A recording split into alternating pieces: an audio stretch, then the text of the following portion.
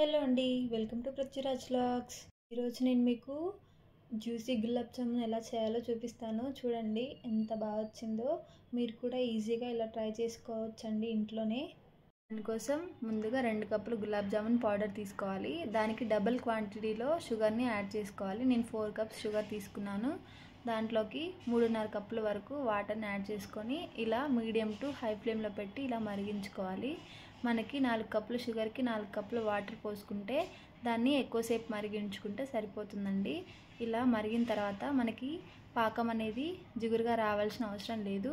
అందులో ఉన్న షుగర్ అనేది కరిగిపోతే మనకి చాలు. షుగర్ సిరప్ అనేది రెడీ అవుతుంది. దాన్ని మనం ఇలా పక్కన పెట్టుకోవాలి. పక్కన పెట్టుకున్న తర్వాతకి ప్లేట్ తీసుకొని అందులోకి గులాబ్ జామున్ పౌడర్ వేసి అందులో కొద్దిగా మిల్క్ యాడ్ చేసుకుంటూ కలుపుకోవాలి. ఇది చపాతీ పిండిలా కలుపుకోవాల్సిన అవసరం లేదు. జస్ట్ నార్మల్గా మునివేలతో కలుపుకుంటూ ఉంటే సరిపోతుంది. తర్వాత మనకి మిల్క్ అనేవి ఎంతైతే సరిపోతుందో అంతవరకు యాడ్ చేసుకొని కలుపుకోవాలండి. మనకి పిండి జోరైపోతే మనకి గులాబ్ జామున్ సరిగా రావు. కాబట్టి ఇలా చేసుకోవాలి. తర్వాత వాటిని గుండ్రంగా ఇలా చుట్టుకొని పక్కన పెట్టుకోవాలి.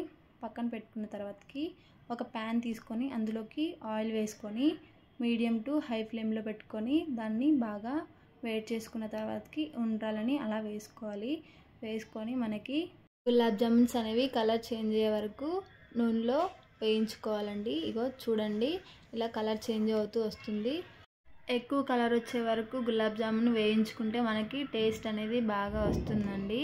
తర్వాత ఇలా అయిన తర్వాత మనం ఒక ప్లేట్లో వాటిని తీసుకొని మనం ఇందాక తయారు చేసుకున్న షుగర్ సిరప్లో వీటిని వేయించుకొని 1 గంట వరకు పక్కన పెట్టుకోవాలండి. పెట్టుకోవడం వల్ల షుగర్ సిరప్ అనేది గులాబ్ జామున్స్కి పడుతుంది. తర్వాత ఇలా జ్యూసీ గులాబ్ జామున్స్ అనేవి రెడీ అయిపోతాయి. మీరు కూడా ట్రై చేయండి. ఎలా ఉందో కామెంట్ చేయండి. Please subscribe my channel. Thank you. Bye bye.